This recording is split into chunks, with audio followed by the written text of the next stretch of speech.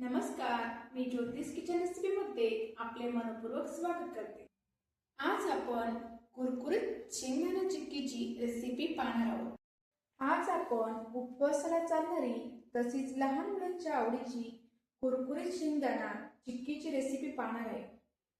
त्यासाठी आपल्याला काय साहित्य लागतं ते आपण बघूया। 1 वाटी शेंगदाणे, 1 वाटी गूळ, 2 चमचे तूप। गॅसवरती आपण पॅन गरम व्हायला ठेवलाय, त्यामध्ये आपण शेंगदाणे भाजून घेऊ।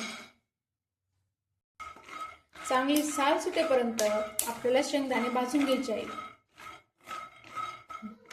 5 ते 6 मिनिटं झाली आहे, आपले शेंगदाणे भाजून झाले आहे।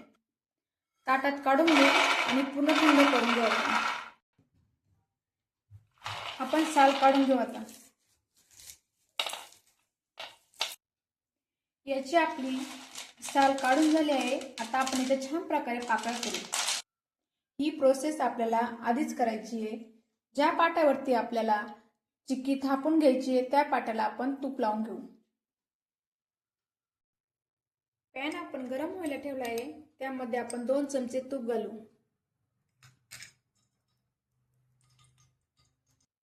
त्यावरती आपण गूळ घालू।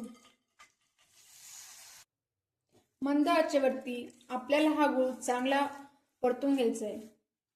2-3 मिनिटात आपला गूळ चांगला विरघळला आहे।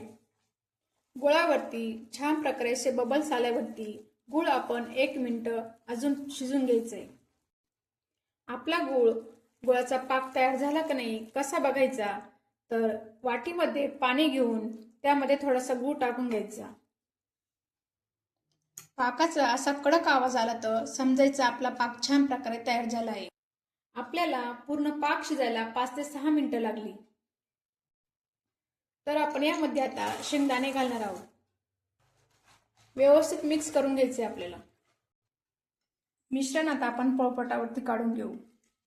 चिक्की तुम्ही जाड पातळ पण लाटू शकता आणि चिक्कीची साईज 1 सेंटीमीटर पाहिजे। चिक्की बऱ्यापैकी गरम असतानाच आपण अशी कट करून घेऊ। चिक्कीला आपल्याला अर्धा तास असंच ठेवायचंय। थोडीशी कोमट झाल्यावरती आपण चिक्की कट करून घेऊ।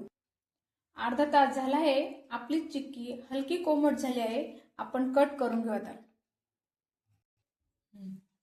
आपली चिक्की छान अशी तयार झाली आहे आणि तिला कलर पण खूप छान आला आहे।